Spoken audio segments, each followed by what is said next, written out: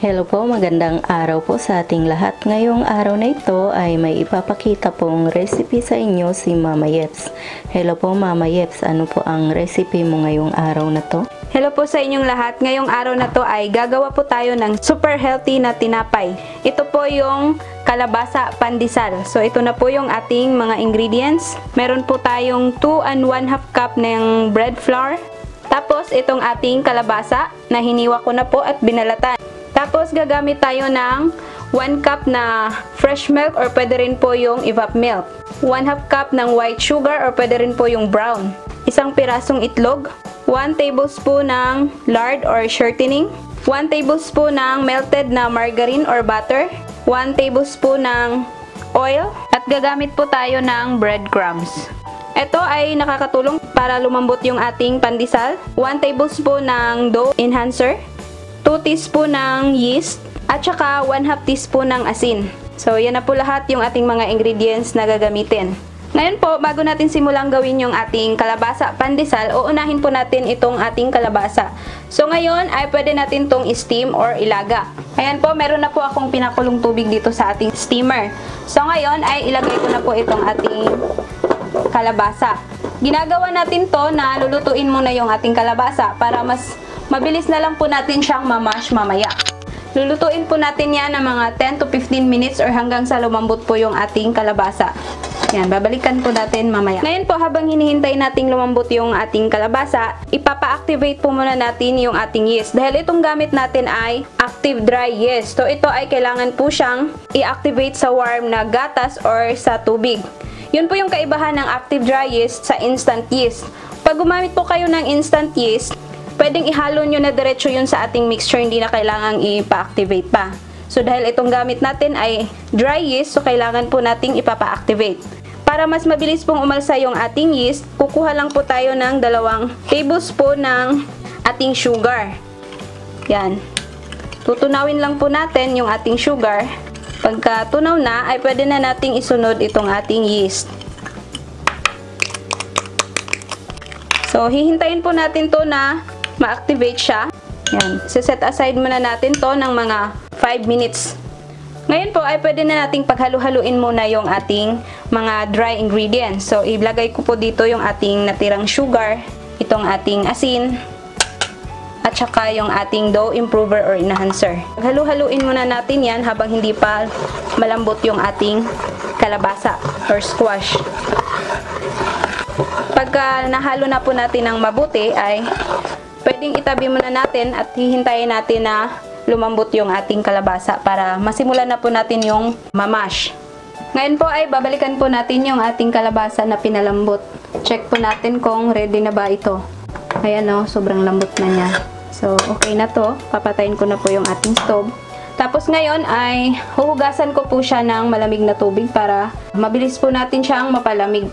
Kasi pagka idiretso natin to, mamatay po yung ating yeast dahil sobrang init pa po nito. Ayan po, tapos ko na po itong nahugasan. Tapos, pwede na nating simulang i-mash para mapino po ito. Or kung gusto nyo pong i-blender, pwede rin po.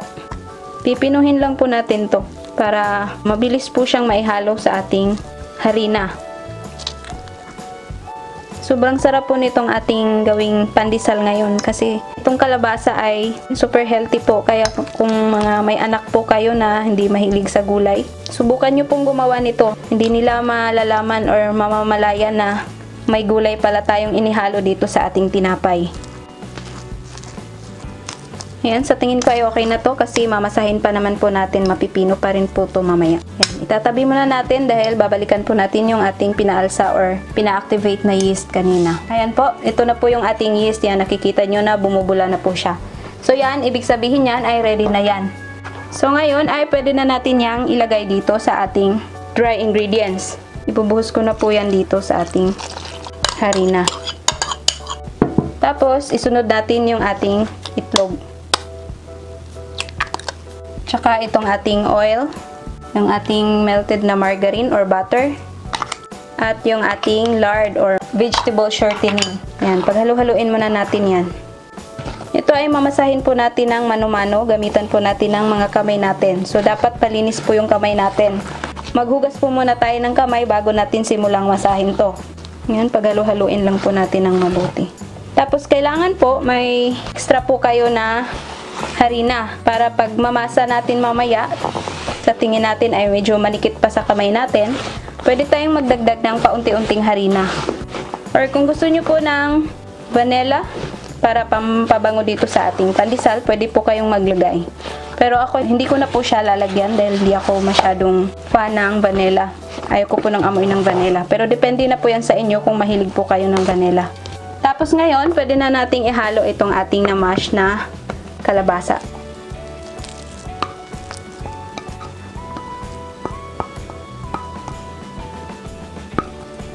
Yan, lalagyan ko po muna ng harina itong kamay ko para hindi siya manikit pagka minasa na natin. Kung ayaw nyo pong magdagdag ng harina, pwede po kayong magdagdag ng paunti-unting lard or oil para hindi talaga didikit sa kamay natin. Mabilis natin siyang maimasa. Mamasahin lang po natin to hanggang sa makuha po natin yung tamang texture.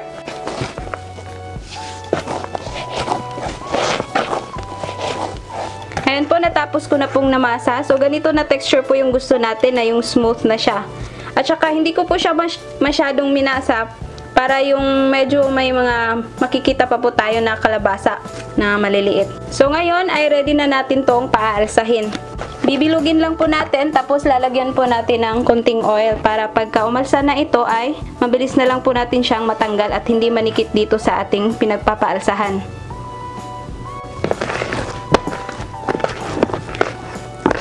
Tapos ngayon ay tatakpan na po natin ng cling wrap or pwede rin po yung tela.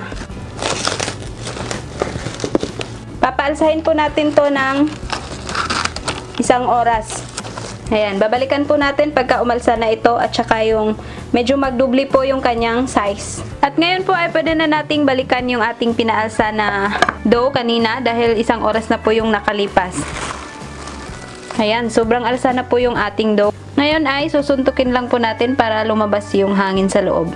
Tapos ililipat po natin siya dito sa ating paghuhulmahan. Tapos ngayon, pwede na natin tong putol-putulin.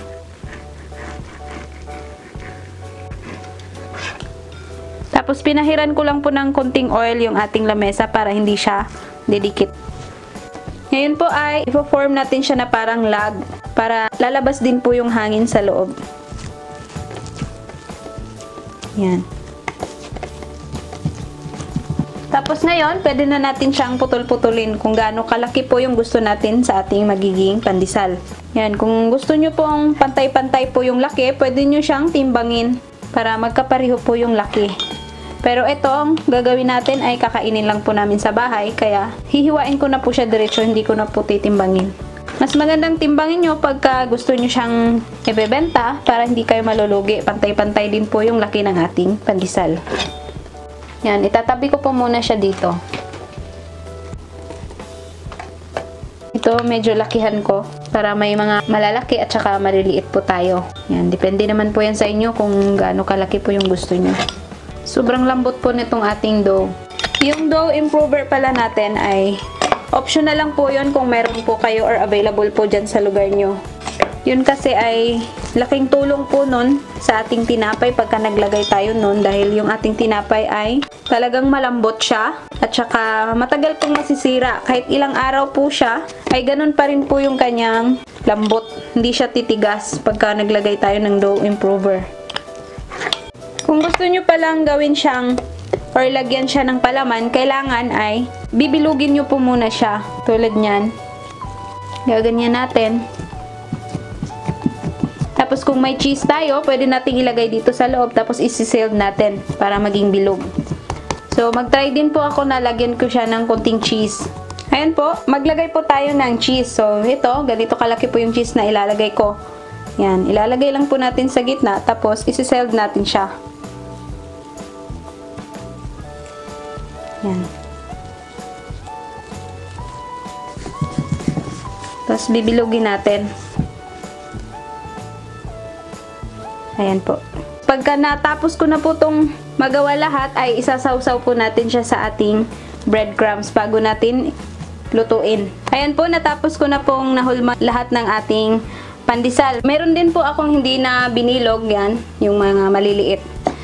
Tapos ngayon ay hinda na po natin yung ating breadcrumbs dahil isasawsaw na po natin yan dito. Tapos yung ating oven pala ay pinreheat ko na rin po sa 375 degrees Fahrenheit. Sasawsaw na po natin dito sa ating breadcrumbs. Tapos ilagay natin dito sa ating baking pan na merong baking sheet. Ito na po, natapos ko na pong nasawsaw lahat sa breadcrumbs. So ngayon, dahil yung ating oven ay napreheat na po, mainit na, pwede na natin itong isalang. Pero pwede rin po na paaalsahin nyo po muna to ng mga 20 to 30 minutes para medyo lumaki pa po. Pero ako ay okay na to para sa akin dahil talagang umalsa na itong ating tinapay. So ngayon ay sasalang na po natin.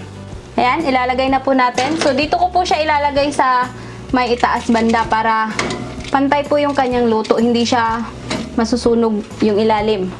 So, lulutuin po natin to ng mga 12 to 15 minutes or hanggang sa maging golden brown po yung kanyang kulay. Ngayon po ay titingnan na po natin yung ating niluto na pandesal. Ayan, ang ganda na po ng kulay niya. Na golden brown na po yung ating pandesal. So, ngayon ay hahanguin na po natin dahil luto na po ito. Titikman po natin itong ating ginawang pandesal. Mainit-init pa po to. Yan, ipapakita ko po sa inyo yung kanyang texture sa loob. Ayan po, sobrang lambot po nitong ating kalabasa pandesal. Ayan o, yung cheese. Napakasarap po nitong i-partner natin sa kape or kaya sa soft drinks. Yan, sobrang lambot niya. Yung isa na ginawa din natin na walang palaman, ito po yun. Ayan. Ayan o, may makikita ka pang maliliit na kalabasa. Pero pagka tinikman natin ay talagang hindi mo masasabi na kalabasa po to. Ayan, sobrang lambot. Kahit ilang araw po to, basta i-store nyo lang siya sa yung lagayan na may takip. Huwag nyo hahayaan na nakalatag lang sa mesa nyo. Kasi pag yung tinapay ay medyo mahanginan, talagang titigas po yan. Kailangan pagka lumamig na yung ating tinapay, ilagay natin sa isang container na may takip or kaya tela. Takpan natin. Ito na po ang ating kalabasa pandesal na ginawa ni Mama Yeps. Sana'y subukan nyo ang reseping ito at kung magustuhan nyo ay isubscribe nyo po ang aming channel at pakiclick na rin po ang aming notification bell para updated po kayo lagi sa aming mga bagong upload na videos. Maraming salamat po sa inyong panonood. Ito po ang inyong Ate Mayang na nagsasabing mabuhay!